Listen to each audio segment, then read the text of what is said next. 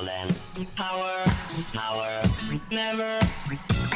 Cette musique correspond assez bien à ce que l'on va essayer de vous expliquer avec notre partenaire Oui Demain. Alors Oui Demain, ça s'écrit W-E, oui, et puis Demain, plus loin, c'est une revue trimestrielle qui traite de tas de sujets différents, passionnants sur les nouveaux phénomènes que vous allez pouvoir croiser. Alors là, il s'agit presque de la science-fiction. Alors, ce sont les technosports. Qu'est-ce que c'est que ça, technosport? Alors c'est simple, c'est les nouvelles technologies, un mélange des nouvelles technologies et de sport.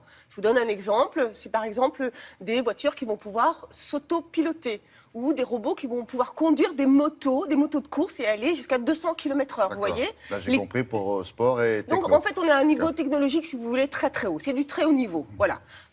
Les courses de drones aujourd'hui sont considérées comme du technosport. C'est-à-dire qu'aujourd'hui, il y a des compétitions, mais style des shows à l'américaine qui sont organisées dans le monde entier, qui sont faites sur plusieurs jours avec des gens qui viennent du monde entier. Et ça, aujourd'hui, ça a pris un tour professionnel. Compétition de drones.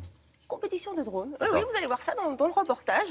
Donc voilà, donc toutes ces nouvelles disciplines sportives qui sont un peu des sports, vous savez, à la Robocop, hein, c'est vraiment ça. Hein. Vous avez aussi des combats entre robots et qui donc sont basés sur toutes ces nouvelles technologies. Elles ont aussi un autre but, c'est de renforcer et d'augmenter les capacités humaines. Et en fait, il y a, on va dire, un endroit en France, un seul, qui vraiment s'occupe de cette discipline, c'est Aix-Marseille Université.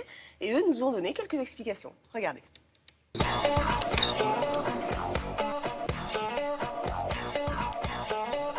Il faut voir quelque chose, c'est que étudier le matériel sportif en soi et en lui-même apporte peu de choses.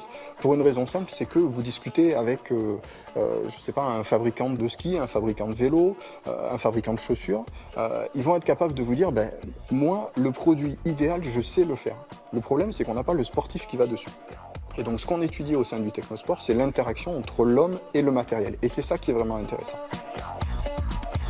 Les nouvelles technologies, en fait, c'est arriver à trouver des technologies qui soient les plus adaptées possibles à l'humain, de manière soit à améliorer la performance, soit à augmenter, par exemple, ses capacités, ou améliorer son intégrité physique, ou la récupération de cette intégrité physique.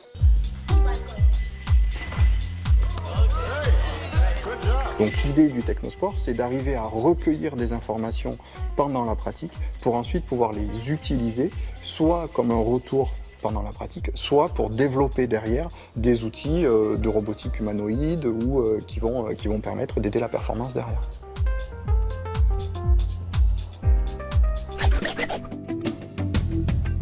Est-ce que l'humain pourrait être remplacé par le robot? Je dirais non. Le gros problème avec les robots, c'est qu'on est capable de construire des robots pour une activité, pour une situation, mais par contre, on n'est pas capable de construire des robots qui soient, on va dire, capables de répondre à l'ensemble des situations qu'on connaît dans la vie courante. Par exemple, on peut faire un robot qui marche, mais le même robot qui marche ne sera pas capable de conduire.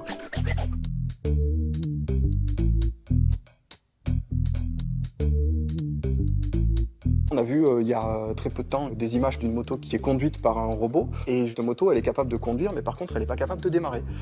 Tout simplement parce que la gestion du démarrage ça implique des problématiques d'équilibre et là il faut encore un petit peu d'humain pour arriver justement à lancer cette moto sur le circuit.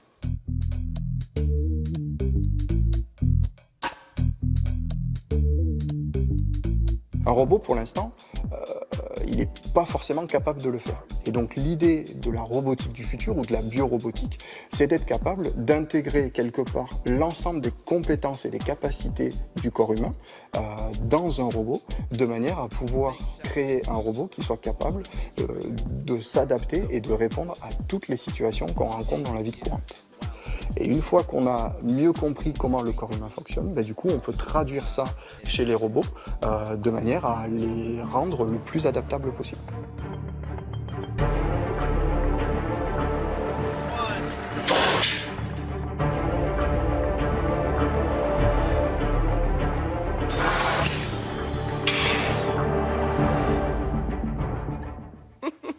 Quoi ça? C'est Mad Max? Ouais, c'est ça. Il y a un petit côté Iron Man, vous savez, c'est des robots, c'est des combats entre robots. En fait, ça pèse des tonnes, hein, ces choses-là. C'est extraordinaire. Ouais. Ça se passe aux États-Unis. Combat à la autres. peinture. Combat entre autres à la innocent, au fond. peinture. Ils ont l'air très méchants. Très, hein. Bon. Ouais, ça Vous fait lirez peur. ça dans Oui Demain, c'est ça? Oui, tout à fait. Et c'est tout l'été, voilà. D'accord. C'est vrai que j'aurais bien aimé vous dire juste un petit mot quand même sur dites-le.